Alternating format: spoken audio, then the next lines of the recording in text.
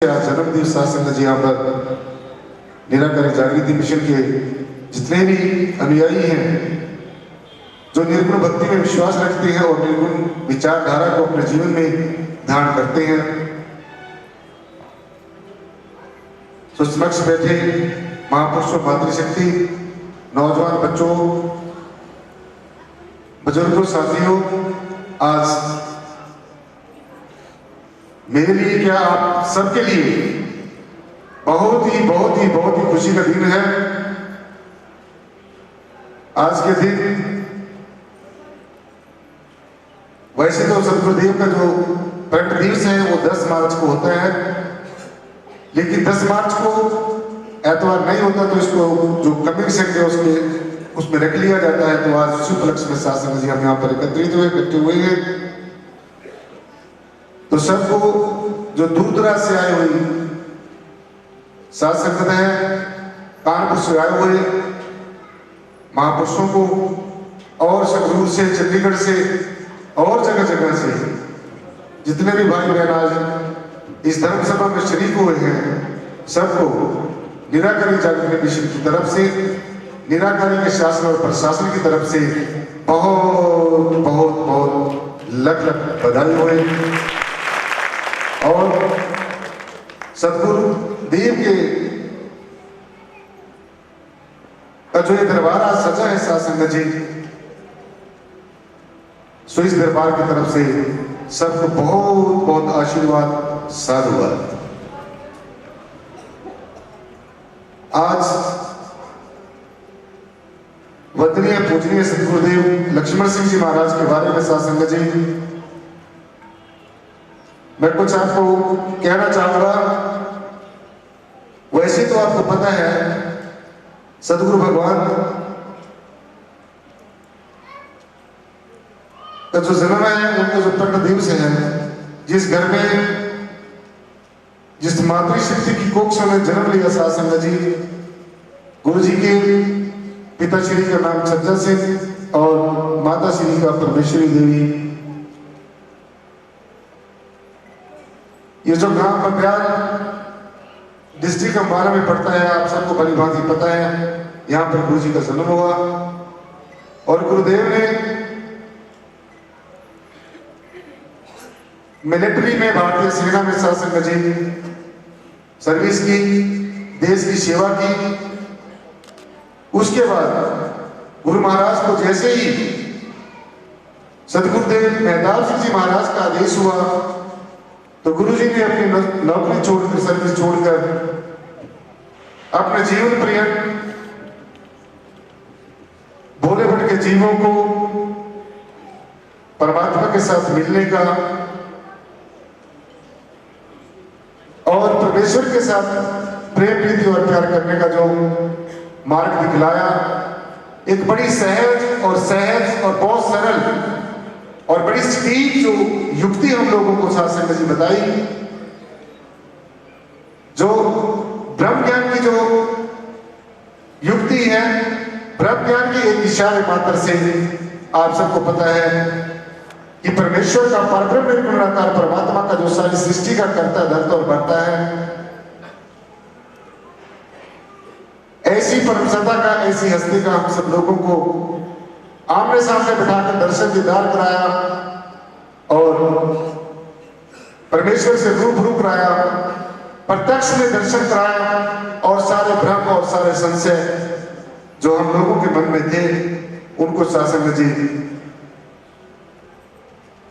Wash out करके गुरु जी ने एक ही बात हम सब लोगों को दर्शाई है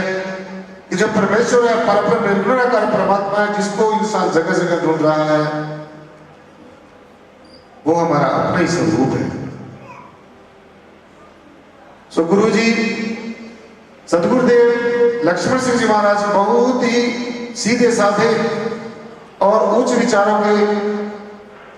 एक आत्मदेशा, आत्मवेता, आत्मदर्शी, कर्तव्यता, ब्रह्म ज्ञानी संत महापुरुष हुए हैं सत्संग जी, आप सबको पता है। और गुरु जी ने जगह जगह पर जाकर यूपी में, पंजाब में, हरियाणा में, हिमाचल में और जहां पर भी गुरु महाराज को अपने जीवन में जाने का मौका मिला और लोगों को चेताने का उनको मौका मिला, तो गुरुजी ने घर जाकर इस ज्ञान को, इस ब्रह्म ज्ञान को जो इसकी सासंग जी मिसाल थी वो सबकी घरों घरों तक पहुंचाई। सो आज इसी उपलक्ष्य में सासंग जी हम यहाँ पर इकट्ठे हुए हैं ज्ञान चर्चा सुनने के लिए और सुनाने के लिए। तो सबने ऐसे ही शांतिप्रिय ढंग से बैठे रहना है और एक शिष्टाचार का सबूत देते हुए सासंग जी शांतिप्रिय ढंग से सुनना है। आंखों को बेशक बंद भी करके रखे लेकिन कानों को खोलकर सुनना है, क्योंकि वैसे तो हर एक दिन की अपनी अपनी इंपॉर्टेंस होती है, महिमा होती है, गरिमा होती है, लेकिन कुछ ऐसे विशेष दिन होते हैं जिस दिन सासंग जी परमेश्वर परब्रह्म निराकार परमात्मा संतों महापुरुषों के रूप में इस धरा के ऊपर प्रकट होता है, इस धरा के ऊपर संतों महापुरुषों का अवतरण होता है। सो ऐसे ही सबने इस ज्ञान चर्चा को शांतिप्रिय ढंग से बैठ के सुनना है। आदि गुरु नमस्कार निराकार, श्री सतगुरु चरण ओत प्रोत परवेश, एक अनेक विस्तार रब नमस्कार, बूटा चरण घट घट में परवेश। धन धन मेरे सतगुरु पूर्ण गुरु महताब, बार बार करो वंदना नमस्कार हर बार,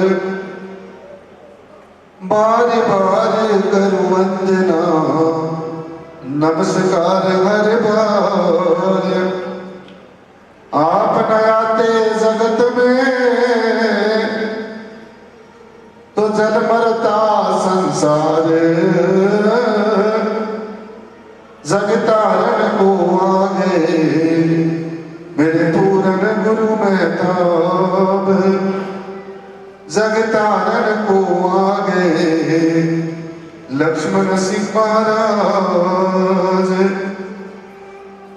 शासक जी प्यार और सत्कार के साथ कहना जी धन्यवाद। सो आज शासक जी एक विशेष विषय पर चर्चा करेंगे जो हम सबके भाइयों के, बहनों के, बच्चों के, नौजवान साथियों के, बुजुर्गों के सबके जीवन में जो काम आने वाली जो चंद बातें हैं उन्हीं के ऊपर चर्चा करेंगे। हम संसार में क्यों आए हैं, ये जो हीरा सा जन्म बहुत अनमोल, बहुत अमोल जो मनुष्य का जन्म है परमेश्वर ने, परब्रह्म निराकार परमात्मा ने हमें बख्शा है, हमें दिया है। शासक जी ये जो गोल्डन अपॉर्चुनिटी मिली है मनुष्य के जीवन का सबसे पहला और सबसे अंतिम जो ध्येय है, जो उद्देश्य है, जिस पर्पस के लिए हम यहाँ पर आए हैं सो भगवत प्राप्ति, जीते जी परमेश्वर का दर्शन दीदार करना और जीते जी परमेश्वर के साथ एक रूप हो जाना, यही हमारे मनुष्य जीवन के साथ संगत जी सबसे पहली और सबसे अंतिम जो मनुष्य जन्म की सबसे जो सर्वश्रेष्ठ उपलब्धि है।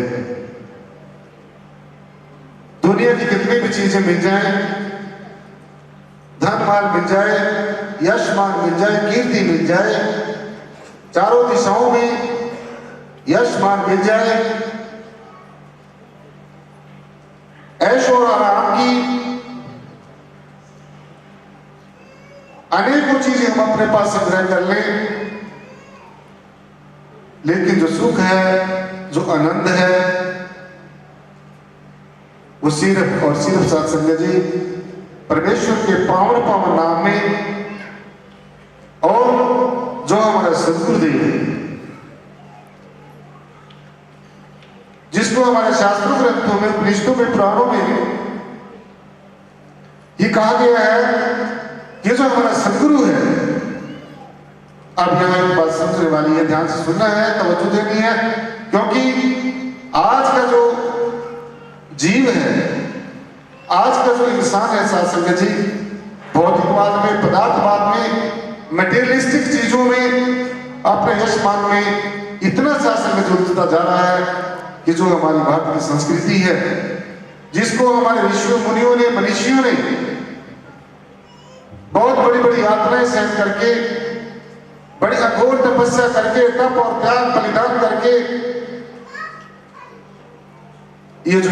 गुरमत लाइन का जो रास्ता बनाया है, जो डगर तैयार की है, आज शासक जी अज्ञानतावश, ज्ञान की कमी के कारण, और अगर ज्ञान हो भी गया तो उसका सूक्ष्म रूप से अहंकार हो गया।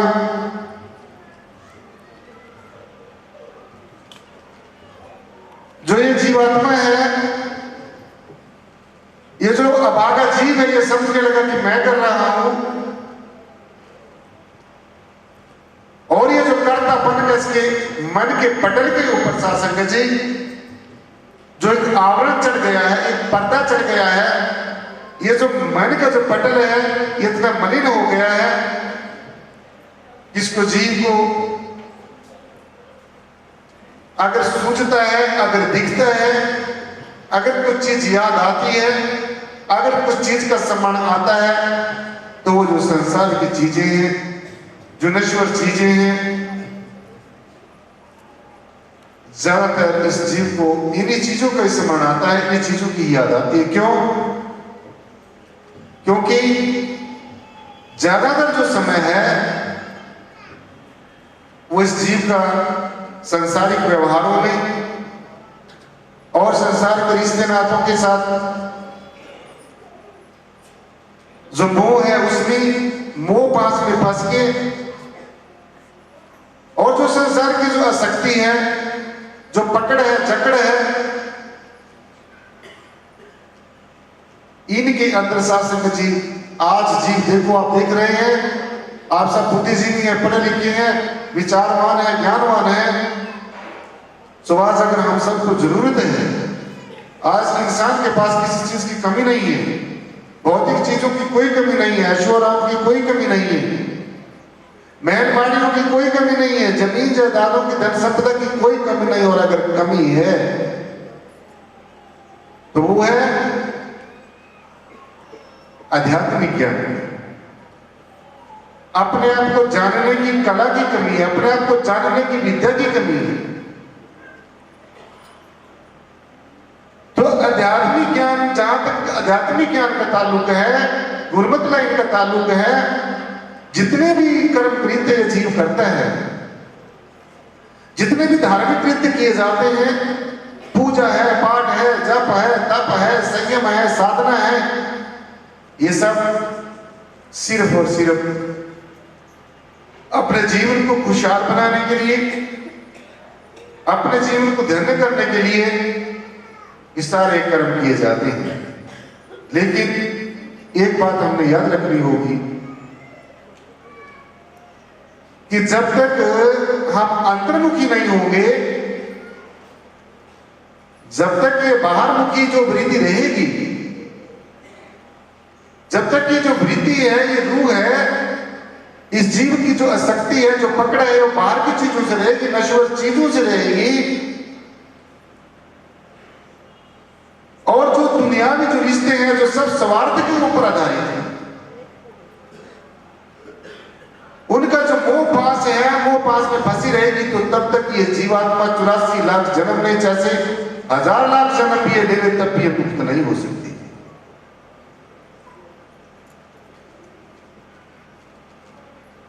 यह तेरा अवसर, यह तेरी बार, मानुष जन्म दुर्लभ है,